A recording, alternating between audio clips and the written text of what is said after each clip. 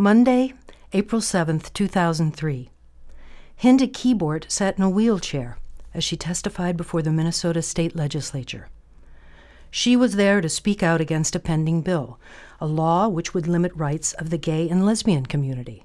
My name is Hinda Keyboard, and I am a survivor of the Holocaust. Hinda told her personal story of living through the Holocaust. For decades, she spoke out against hatred, prejudice, and bigotry. She spoke truth to power. She spoke up for civil and human rights.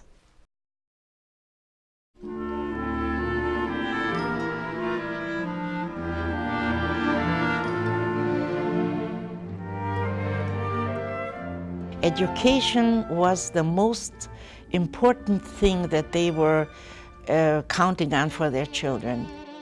I started a German private school, the Deutsche Oberrealschule, and to me, starting school was an eye-opener. I took to it. Later on during the years, they added foreign languages. Actually graduated with a knowledge of quite a few foreign languages.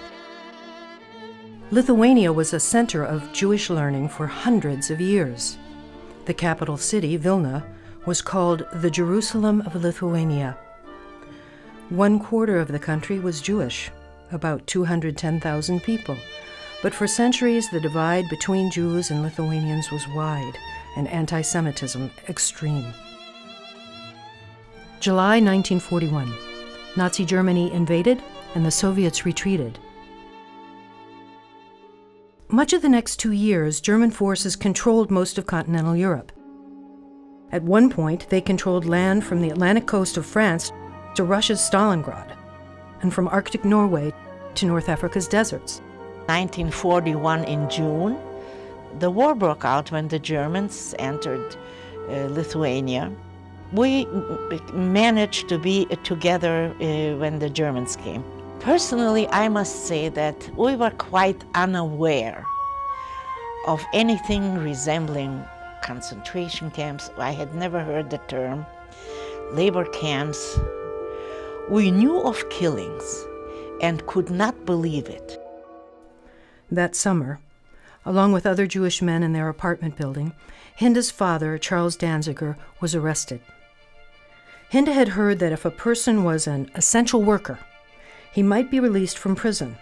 So, at the age of only 19 and in her best German, she wrote a letter to the Gestapo and walked into their German headquarters.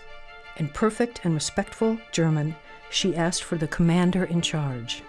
But while I am here, Herr Kommandant, I said, I want to ask if it was possible through your offices to release him, because I know that he was very valuable in the factory. At that moment, he got up and went into another room. And then he came back and he asked me if I had a petition with me. And I said, yes, I do. It wasn't typed. I said I had just a preliminary thing. And he said, hand it to me. He read it. He wrote in German, Danziger ist zu entlassen. Danziger is to be released. They changed almost by the hour with new edicts, and they changed in the sense that by September, we were not allowed to even stay in our homes anymore, and all the Jews had to be ghettoized. We moved to a small part of town where they had taken the Lithuanians out. There were real, very poor huts. It was an area that was surrounded by barbed wire. From that day on, there were laws every day against the Jews that came out every day something new. November 1941. German and Lithuanian soldiers began the mass murder of Lithuania's Jews.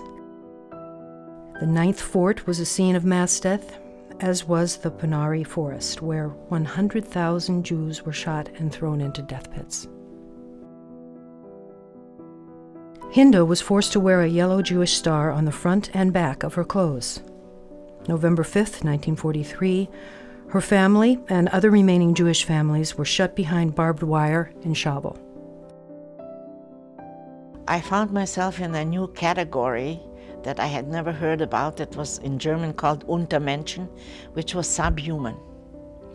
We were stripped of citizenship, of any access to help from the police, from a hospital, from anything at all that was any authority that could help us.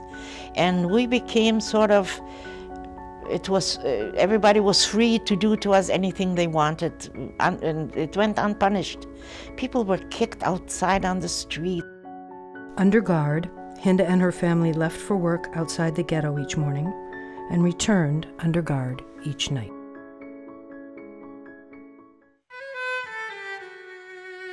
The Schavel ghetto was liquidated. Hinda and her family were sent to Stutthof concentration camp on the north coast of Germany. For my family, it was a terrible shock because first thing they separated the men from the women. My mother, my sister, and I went into the women's camp side, and my father and brother were taken away, and we didn't see them. We were searched totally from our hair. They went through our hair. They made us stand spread eagle. We cut out little pictures from snapshots, so every one of us would have the faces of the rest of the family members. And when we had to stand spread eagle like this and spread out our fingers and all these things, even we lost our little photographs. We were sent into working commandos, and they were deeper in Germany. And in our case, it was building anti-tank ditches for the front lines for miles and miles along the countryside. By the end of 1942, the Allies were on the offensive. Russian forces pushed in from the east, America, Britain, Canada, and others from the west and south. We really became so not demoralized, but so feeling self-pity and losing our esteem, because every day we were told that we live like pigs and we are dirty like pigs. We acquired lice. We were overrun by lice. Starving and shivering, they dug anti-tank ditches in the winter cold. One woman, Frau Schmidt, helped sustain Hinda and her sister with the strength of her personality. Thea's mother has really saved my mind and my understanding of things later on, even after the war, by one day declaring that it's no good the way we are existing.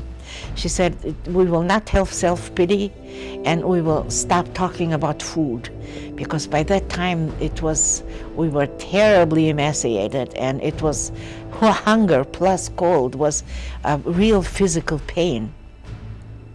And she never said if, but she said when we are free, we want to be able to resume our lives. As they continued to dig in the ditch, Frau Schmidt started a school. Each day they took turns teaching a subject they knew. One taught Russian literature, one poetry, another medicine. Hinda taught French. Frau Schmidt taught a valuable lesson. While you may have every physical possession taken from you, nobody can ever take away what's inside your head.